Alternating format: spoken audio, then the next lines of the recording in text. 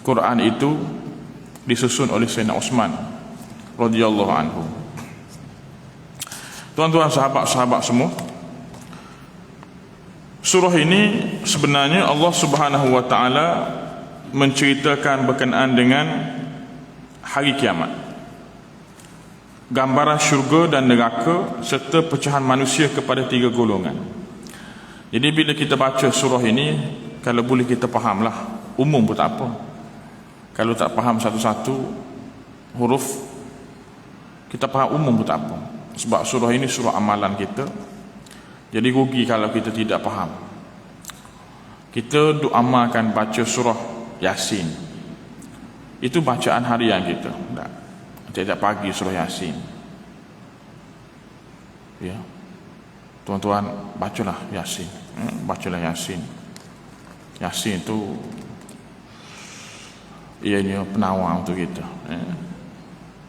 Tok guru saya selalu pesan, bacalah Yasin tiap-tiap pagi. Tiap-tiap pagi. Zaman Covid ini pula, minta Allah Ta'ala jauh dia berbala. Yasin baca lepas subuh kalau boleh. Pukul 9 pun tak apa, ikutlah pukul 10. Tapi ada kaedah dia lah.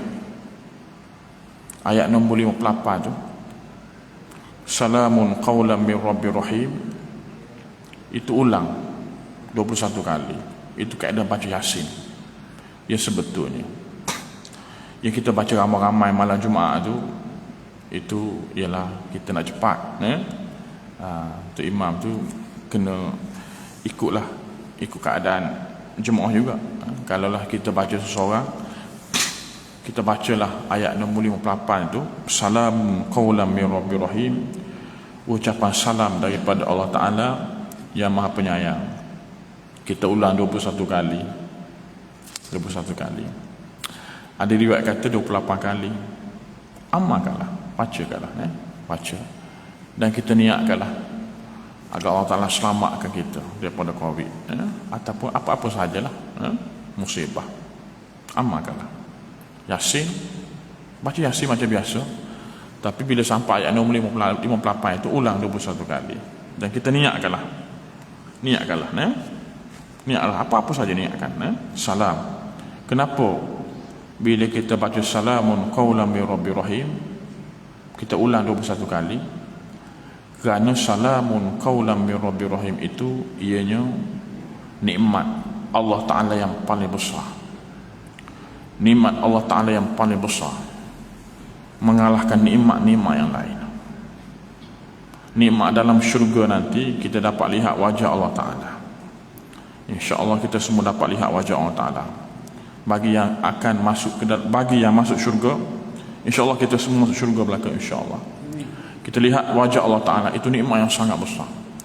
Tapi nikmat yang paling besar ialah nikmat Salamun qawlan min Rabbir Rahim, ucapan salam daripada Allah Ta'ala yang Maha Penyayang. Itulah dikatakan keredaan Allah Ta'ala. Jadi ulang banyak kali. Salam ni kena selalu sebut salam.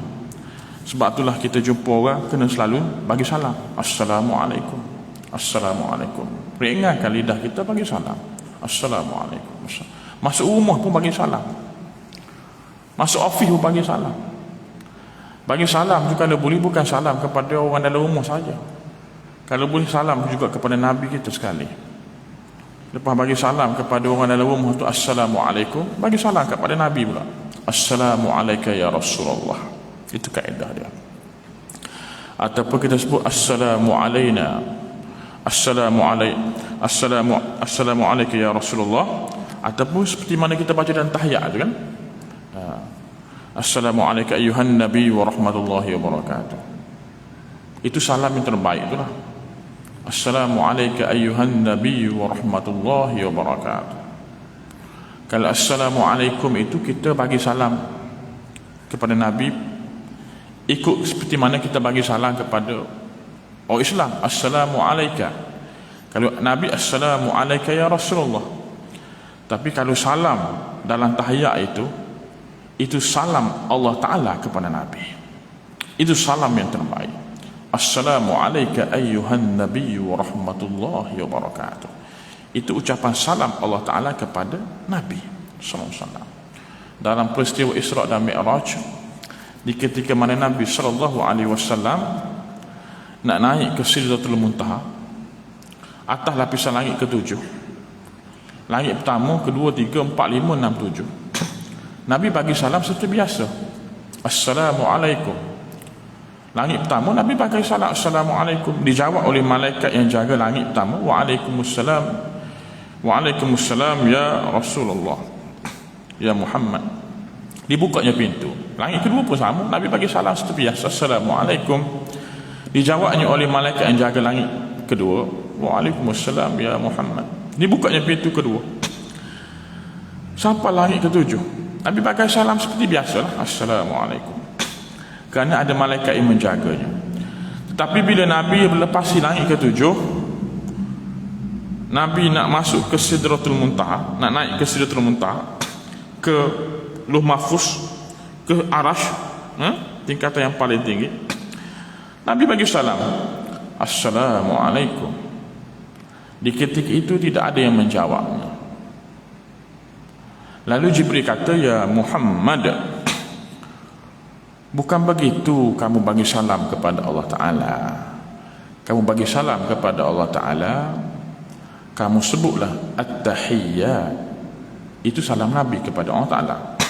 At-Tahiyyatul Mubarakatus Salawatut Tayyibatu Lillah. Kita baca tahiyat akhir kan. Bila Nabi bagi salam kepada Allah Ta'ala begitu, At-Tahiyyatul Mubarakatus Salawatut Tayyibatu Lillah, segala At-Tahiyyat, At-Tahiyyat ni makna segala penghormatan. At-Tahiyyatul Mubarakat, Al-Mubarakat makna segala kebarakatan. At-Tahiyyatul Mubarakatus Salawat, As-Salawat makna segala kebahagiaan. Assalamu At-Tahiyyatul Mubarakatus Salawat Tayyibat, At-Tayyibat makna segala kebaikan hanya milikmu ya Allah. Itulah ucapan salam Nabi kepada Allah Ta'ala. Terus Allah Ta'ala jawab salam Nabi, terus Assalamu alayka ayyuhan nabiyyu wa rahmatullahi wa barakatuh. Ini istimewa. Jadi kita bila masuk rumah, kita bagi salam dulu, Assalamualaikum. Kalau tak ada orang, Assalamu alayna wa ala ibadillahi salihin. Lepas tu jangan lupa bagi salam kepada Nabi, Assalamu alayka ya Rasulullah, ataupun Assalamu alayka ayyuhan nabiyyu wa rahmatullahi wa barakatuh. Lepas tu masuklah rumah tu lah. Kalau boleh baca surah Ikhlas lah. Bila masuk rumah ni amalan dia, lepas bagi salam tu baca surah Ikhlas. Bismillahirrahmanirrahim. Qul huwallahu ahad, Allahus samad, lam yalid wa lam yulad wa lam yakul lahu kufuwan ahad. Itu amalan. Kalau kita masuk rumah, masuk office pun sama lah. Masuk office pun sama. Baik. Jadi kita kena biasakan dengan salam. Jadi bila baca Yasin tu jangan lupalah ayat 58 itu, Assalamun qaulan mir rabbir rahim, ulang 21 kali. Ada riwayat kata 28 kali. Ulang. Jadi ini surah-surah yang menjadi amalan kita. Kalau boleh kita fahamlah. Kita faham ya. Surah Waqiah juga kita baca tiap-tiap malam. Tiap-tiap malam. Juga surah Al-Mulk kita baca tiap-tiap malam. Ini surah-surah yang jadi amalan kita. Jadi kita kalau boleh kita fahamlah. Surah-surah Muqaddam, 3 kul tu kalau boleh fahamlah. Faham. Di samping kita juga faham Fatihah. Itu Fatihah memang kita kena fahamlah. Janganlah kita hanya baca saja dalam Quran, dalam sembahyang. Jangan hanya baca saja tanpa kita faham. Kita nak khusyuk sembahyang ini, kita nak sedap, nak dapat lazat, nak dapat nikmat sembahyang ini, kita kena, kalau boleh fahamlah. Kalau boleh faham umum pun tak apa. Kalau tak faham sesuatu, itu dia. Tapi kata Tok Guru saya, sekiranya kita nak khusyuk dalam sembahyang, caranya sebelum kita baca tu, kita baca dalam hati dulu. Dia nak khusyuk dalam sembahyang ni, dia tidak dapat ukur dengan rukun fi'li. Rukun fi'li ni sama saja. Berdiri belakang, qiyam, lepas tu rokok, sama rokok belakang, i'tidal, sujud yang pertama. Kita tidak dapat ukur seorang tu khusyuk atau tidak. Kita juga tak tahu, hanya tengok saja rukun fi'li. Tapi yang menjadi ukuran khusyuk atau tidak itu ianya pada rukun qauli. Rukun qauli, kata-kata kita. Rukun qauli ni bila kita baca tu. Jadi bila baca itulah yang mengukur kekhusyukan kita atau tidak. Jadi bila semayang ni, bila kita baca ataupun kita jadi makmum dengar tu imam baca. Bila tu imam baca tu, kita baca juga dalam hati kita. Tu imam sebut Bismillahirrahmanirrahim, kita pun sebut di hati kita Bismillahirrahmanirrahim. Alhamdulillahi Rabbil Alamin, kita sebut sekali dengan tu imam dalam hati kita. Ar-Rahmanirrahim, kita sebut sekali dengan hati kita. Maliki Yaumiddin, kita sebut sekali dengan hati kita. Kita baca pun sama. Kalau kita baca sendiri, contohnya Fatihah lah kita baca. Bila kita sebut di mulut kita Bismillahirrahmanirrahim, sekali dengan hati sebut Bismillahirrahmanirrahim. Alhamdulillah, sebut sekali dengan hati, sebut di mulut, sebut sekali. Cara yang paling mudah, itulah kaedah yang paling mudah nak khusyuk. Walaupun kita tidak tahu makna, tapi kalau kita tahu makna, oh lagi baik, sangat-sangat baik. Itu kaedah yang pertama. Kaedah yang kedua, inilah yang paling baik nak khusyuk dalam sembahyang. Cara dia macam mana? Kalau kita baca rukun qauli kita, ataupun yang sunat-sunat kan, rukuk sujud kita baca kan. Jadi sebelum kita baca tu, sebelum baca di hati dulu. Contoh kita baca Fatihah, sebelum kita baca Fatihah Bismillah, kita baca di hati dulu Bismillah. Barulah kita sebut di mulut kita Bismillahirrahmanirrahim. Nak sebut Alhamdulillah, sebut di hati dulu. Barulah sebut di mulut Alhamdulillahirabbil alamin. Nak sebut Ar-Rahmanirrahim, sebut di hati dulu. Barulah sebut di mulut Ar-Rahman. Kalau tahu makna lagi baik, lagi beri kesan semayang kita itu.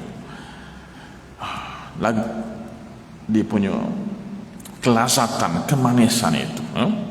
Itu kaedah yang paling baik. Paling baik. Jadi kalau kita tak sempat lah nak cepat kan, guna kaedah yang pertama pun tak apa lah. Itu pun okey dah tu. Supaya semayang kita ini kualiti. Kalau semayang cepat-cepat tu nak kualiti macam mana? Nak kualiti macam mana? Semayang relax sudahlah. Relax sudahlah, jangan laju sangat. Saya dekat rumah saya tu, sebelah rumah saya tu ada taman. Saya pergi jugalah ke kadang di taman tu lah semayang. Kena berkawan juga kita nak. Tapi saya tak suka mana pergi semayang kat situ, sebab laju. Orang muda-muda lah kan, orang muda-muda semayang macam ribut. Aduh, lemah gitu, lemah. Saya rela semayang subuh saya pergi cari masjid jauh sikit lah, dekat Sungai Merak tu. Saya pergi cari masjid yang veteran sikit. Veteran ni semayang lain sikit ni, orang pencen ni semayang lain sikit ni. Dia relax, tenang relax ni. Jadi kita kena ada rasa kemanisan semayang itulah. Nak cepat lagi mana? Semayang subuh baca surah Ikhlas, Qul Huwallahu Ahad. Lepas baca Qul Huwallahu Ahad, Fatihah tak sempat habis lagi, dah rukuk dah. Laju. Iyalah subuh tu lewat sekarang, tahu lah, tapi janganlah nak cepat sangat macam tu sekali. Nak cepat benda lain boleh lah. Semayang ni kalau boleh kita menghadap Allah Ta'ala. Bila kita semayang ni, kita sedang bercakap dengan Allah Ta'ala. Bila semayang, kita sedang bercakap dengan Allah Ta'ala. Allah Ta'ala membahagikan semayang itu kepada dua dalam hadis kursi. Ini hadis masyhur, tuan-tuan boleh rujuk dalam tafsir Ibn Katsir. Bila hamba itu semayang, aku terus jadikan semayang itu kepada dua, pecahkan kepada dua. Untuk aku separuh, untuk hamba aku separuh. Bila hamba aku berkata, aku akan jawab. Setiap apa yang hamba aku kata, aku akan jawab. Aku akan jawab. Kita sedang bercakap dengan Allah Ta'ala. Takkanlah kita nak cakap laju sangat, cepat sangat. Kita sendiri kadang-kadang tahu apa kita cakap. Kalau boleh kita faham lah, kalau boleh lah. Benda-benda surah-surah yang kita baca dan kita amalkan ini, kita kena, kalau boleh kita tahu lah. Baik. Surah Al-Waqi'ah ini Allah Ta'ala menceritakan tentang gambaran hari kiamat. Hari kiamat, syurga, neraka serta pecahan manusia kepada 3 golongan. 3 golongan. 3 golongan yang kita tahunya 2 golongan. Yang biasanya kita tahu 2 golongan. Golongan kanan, golongan kiri. Ashabul yamin, golongan kanan, yang ambil buku amalan dengan tangan kanan. Golongan yang kedua yang ambil buku amalan dengan tangan kiri. Ini yang biasa kita dengar. Tetapi kalau kita baca surah ini, surah Al-Waqi'ah ini, tuan-tuan boleh buka ayat yang ke-7, ke-8, ke-9. Allah Ta'ala sebut bahawa golongan di hari kiamat nanti ada 3. Ada 3, bukannya 2 sahaja. Ashabul yamin, orang yang ambil buku amalan dengan tangan kanan. Yang kedua, ashabul shimal ataupun ashabul masy'amah, orang yang ambil buku amalan dengan tangan kiri. Dan yang ketiga, yang kita nak tuan-tuan, as-sabiqunal awwalun, orang yang mendahului buat benda baik atas muka bumi ni. Mereka ini golongan special, VVIP. Ini VVIP, golongan VIP ni. Ini tak ada pun dia pergi ambil amalan, buku amalan dia dengan tangan, dan dia ulu dengan tangan kanan. Tak ada. Ini tak disebut nama mereka. Ini special. Golongan ini ialah as-sabiqunal awwalun. Ayat nombor, kalau kita buka dalam surah Al-Waqi'ah ini, ayat nombor 7, 8, 9. Ayat nombor 9, ayat nombor 9. Ayat nombor 10. Mata pun tak nampak. Padahal besar dah ni. Haji Fadil, tak apa. Tengok kadang-kadang yang kita ni. Jadi inilah yang kita nak tuan-tuan. As-sabiqunal awwalun, orang yang ambil buku amalan ni bukan dengan tangan kanan. Tangan kiri itu jauh-jauh lagi lah. Ini tidak dipanggil nama mereka. Ini golongan ini special. Inilah dikatakan golongan yang mendahului dalam mengerjakan amal soleh dan kebajikan di dunia. Kalau datang sembahyang berjemaah, dialah orang yang duduk di depan, sasar depan sekali. Itu. Kalau bangun malam, dialah di antara yang bangun awal. Kalau sekiranya nak buat kebajikan, dialah orang yang mendahului. Ada nak buat masjid ke, dialah orang yang pertama berebut nak buat benda baik. Ini dia, orang yang mengerjakan amal soleh dan kebajikan di dunia. Mereka inilah yang specialnya. Inilah yang kita nak tuan-tuan, golongan yang tidak disebut nama mereka di pada masa nanti, terus masuk ke dalam syurga. Ini special, golongan yang ketiga ini. Dalam surah ini Allah Ta'ala menceritakan tentang 3 golongan tersebut. Surah ini juga dimulakan dengan penegasan daripada Allah Ta'ala bahawa kiamat itu pasti berlaku dan tidak ada yang dapat menghalanginya. Apabila ia berlaku, maka hancurlah dunia ini dengan kehancuran yang dahsyat. Kita duk cerita pasal kiamat. Bila kiamat ni? Jangan duk bimbang lah. Kiamat, kehancuran alam ini kita tidak akan jumpa. Cuma kita dengar cerita tentang kiamat ini, gambaran tentang kiamat itu. Yang kita jumpanya ialah kiamat kecil. Itu pasti kita akan berjumpa kiamat kematian. Kiamat ini dia ada 3 jenis. Yang pertama kiamat kecil, yang kedua kiamat sedang, yang ketiga kiamat besar. Yang kita pasti jumpa ialah kiamat kecil. Ini yang Nabi SAW suruh kita buat persediaan, isti'dad, buat persediaan untuk jumpa dengan kiamat kecil, kematian. Ini yang Nabi minta kita sungguh-sungguh ni, kiamat kematian, kiamat kehancuran alam semesta ini. Kita tidak akan jumpa dengannya. Kalaulah umur kita panjang sekalipun, paling tinggi pun kita jumpa dengan Imam Mahdi, kita jumpa dengan Nabi Isa, kita berjumpa dengan Dajjal, kita berjumpa dengan Ya'juj Ma'juj. Ikut prosesnya, yang mula-mula Imam Mahdi. Imam Mahdi jadi imam kita, maka Allah Ta'ala keluarkan Dajjal. Tengah-tengah Dajjal bermaharaja lele itu, Allah Ta'ala turunkan Nabi Isa di Menara Putih, di Syria sana, Al-Manarul Bayda. Nabi Isa lah yang akan bunuh Dajjal. Kemudian Allah Ta'ala keluarkan Ya'juj Ma'juj. Tuan-tuan, lepas itu Allah Ta'ala akan matikan kita semua, orang beriman, dengan menggunakan angin lembut, rihul layyinah. Ini hadis sahih dari Imam Muslim. Kita boleh rujuk dalam kitab berkenaan dengan asyratus sa'ah, tanda-tanda kiamat. Angin lembut ini Nabi kata datang dari arah Yaman. Angin itu akan masuk ke celah-celah ketiak kita, orang Islam. Angin itu akan masuk ke celah-celah ketiak kita, orang Islam, orang beriman, dan cabut nyawa kita. Dia seperti ekon je, macam kita hidup ekon, ayat ekon mati, semua bakal mati belakang. Orang Islam yang beriman mati belakang. Yang tinggalnya ialah orang-orang kafir, orang fasik. Ke atas mereka lah akan berlakunya kiamat, kiamat hari kehancuran ini. Itu jangan duk bimbang lah. Cuma kita dengar cerita, ini gambaran tentang kiamat. Yang kiamat besar, yang kiamat betul-betul ialah kematian kita. Dan yang satu lagi kiamat besar.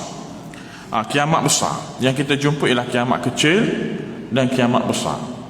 Kiamat yang tengah-tengah tu kita tidak jumpa. Yang kiamat besar itu apa dia? Kiamat besar itu bila mana Israfil tiup sangkakala yang terakhir. Israfil tiup sangkakala yang terakhir, yauma yunfaku wa nufikha fis sur fasa'iqa man fis samawati wa man fil ardi illa man syaa Allah thumma nufikha fihi ukhra. Lalu lepas daripada Israfil tiup sangkakala yang menghancurkan semua ni, alam semesta ni, tapi kita kena ingat bumi ni tidak hancur. Bumi yang kita duk pijak ni, bila berlaku kiamat nanti, bila berlaku kiamat kehancuran nanti, bumi kita tidak hancur, tidak hancur. Dia ada beberapa benda yang tidak hancur, ada. Jadi di antaranya bumi ni Allah Ta'ala sebut, Allah Ta'ala jadikan padan jarak, padan terkukur ya. Langit itu terbelah, pecah, idza sama'u syaqqat. Langit terbelah, jatuh berserakan atas bumi. Bumi ini, di perut bumi ini ada macam-macam galian. Allah Ta'ala keluarkan, wa idzal ardu muddat wa alqat ma fiha wa takhallat. Bumi ini Allah Ta'ala sama ratakan. Apa yang ada di perut bumi Allah Ta'ala keluarkan, kosong. Bumi ini putih, kosong. Alam yang kita pijak ini namanya alam dunia. Alam yang kita pijak nanti alam akhirat. Tapi di mana? Di bumi sama, di bumi ini juga, cuma alamnya berbeza. Alam dunia dengan alam akhirat. Kubur kita kalau kita meninggal, kita dikebumikan di mana? Di Damansara. Ini di mana? Saya 9. Di situlah kubur kita. Bukan kubur saya, kubur tuan-tuan. Kubur saya tak tahu lagi. Takut kubur ni. Sebut pasal kubur ni memang takut lah. Tapi di kubur kita itulah kita akan dibangkitkan. Bila Israfil tiup sangkakala yang terakhir, Allah Ta'ala sebut, kalau kita rujuk dalam surah Az-Zumar ayat nombor 68 itu, tafsiran surah Az-Zumar ayat nombor 8, thumma nufikha fihi ukhra. Bila Israfil nak tiup sangkala yang terakhir tu, Allah Ta'ala masukkan semua ruh ke dalam sangkakala. Sangkakala itu luah mana? Abu Hurairah tanya Nabi, ya Rasulullah, bagaimanakah bentuk sangkakala itu? Maka Nabi jawab, bentuknya seperti tanduk kerbau tu kan. Tanduk macam tu lah, nak semua dah faham. Tanduk kerbau tu kan, tanduk. Besarnya macam mana ya Rasulullah? Luahnya macam mana ya Rasulullah? Maka Nabi SAW jawab, besarnya sangat besar, bulatannya Nabi tak kata keseluruhan sangkakala itu, Nabi kata bulatan saja, bulatan tempat tiup tu, tempat Israfil tiup, bulatan tu saja. Nabi kata, demi Allah yang mengutusku sebagai Nabi, besar bulatannya itu saja seluas langit dengan bumi. Seluas langit dengan bumi. Masya Allah. Bulatan tu saja seluas langit dengan bumi, tak keseluruhannya lagi.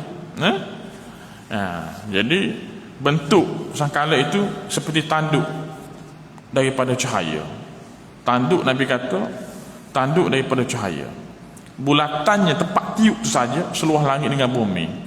Jadi sebelum Israfil tiup sangkakala yang terakhir itu, Allah Ta'ala masukkan semua ruh ke dalam sangkakala. Bila Israfil tiup sangkakala itu, ruh pun keluar. Dalam kitab Tambilul Ghafilin menceritakan ruh tu pun keluar bagaikan lebah yang memenuhi angkasa. Lebah. Ruh tu keluar, dia pergi cari kubur dia masing-masing. Kalau orang tak ada kubur macam mana? Orang yang mati dicampur ke laut, dibuang dalam hutan, di situlah kubur dia. Sebab di situ adanya sulbi dia.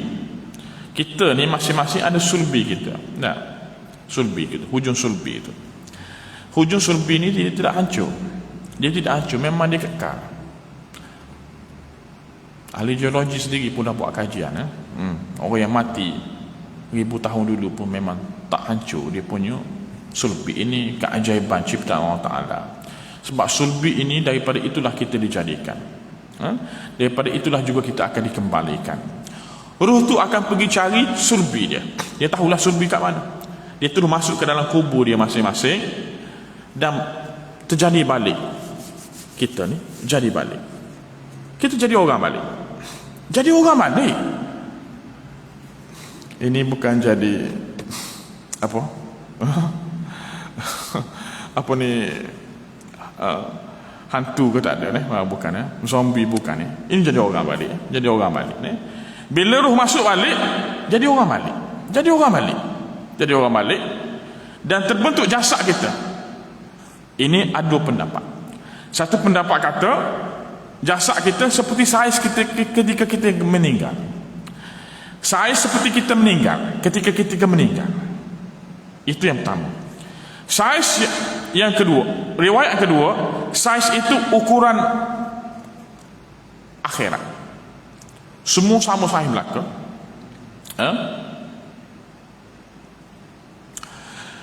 Tinggi seperti mana tinggi Nabi Adam, 60 hasta.